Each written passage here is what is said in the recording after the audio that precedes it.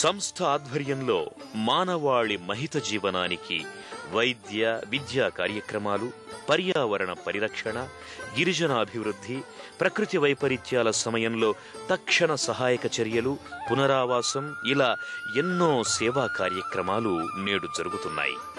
ప్రస్తుతం స్వామినారాయణ్ సంస్థ ఆధ్వర్యంలో 14 చారిటబుల్ ఆసుపత్రులు, క్లినిక్లు, హెల్త్ కేర్ సెంటర్లు నడుస్తున్నాయి. 1999 నుండి లక్షలాది రోగులకు అత్యుత్తమ చికిత్స అందుతోంది. వందలాది సంచార వాహనాలతో కొండ కోణంలో, మారుమూల గ్రామాల్లో ఉచితంగా వైద్య సాయంతో పాటు మందుల పంపిణీ జరుగుతోంది. అత్యవసర వైద్య సేవా బృందాలు నిత్యం అందుబాటులో ఉంటున్నాయి.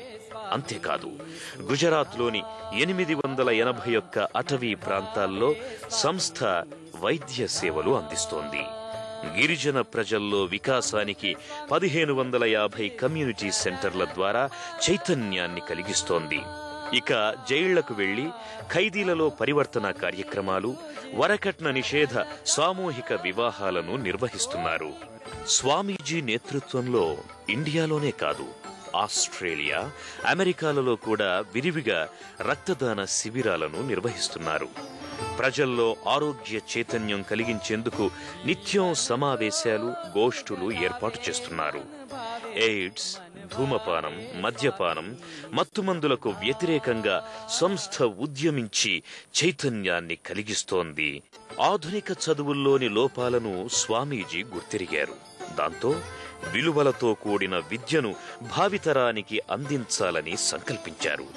తన చిన్ననాటి ఛన్సద్ గ్రామంలో 1991 జూన్ 8న విద్యామందిరం స్థాపించారు.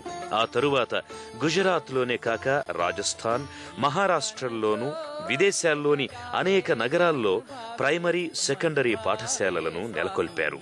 అంతేకాదు, మన దేశంలో యువత కోసం స్వామినారాయణ్ సంస్థ 8 కళాశాలలు, 14 హాస్టళ్లను నెలకొల్పింది.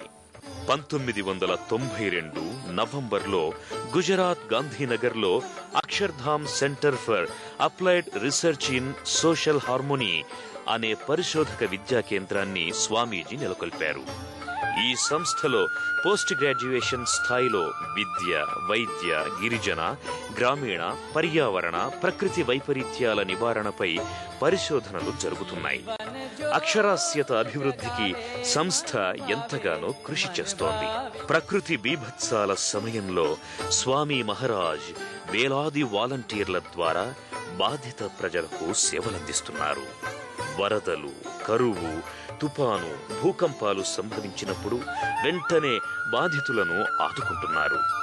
1987లో గుజరాత్లో కరువు సంభవించినప్పుడు, 1993లో మహారాష్ట్ర లాతూర్ భూకంపం సందర్భంలోనూ, హ్యూస్టన్లో తుపాను బాధితులకు సంస్థ అందించిన సేవలు చిరస్మరణీయం.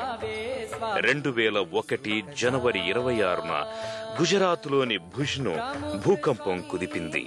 నాడు ఈనాడు గ్రూప్ సంస్థలు ఓ నిధిని నెలకొల్పి విరాళాలు సేకరించాయి. ఆ నిధులను స్వామినారాయణ్ సంస్థకి అప్పగించారు. ఈనాడు సహాయ నిధితో స్వామినారాయణ్ సంస్థ కచ్ జిల్లాలో 100 ఇళ్లను నిర్మించింది.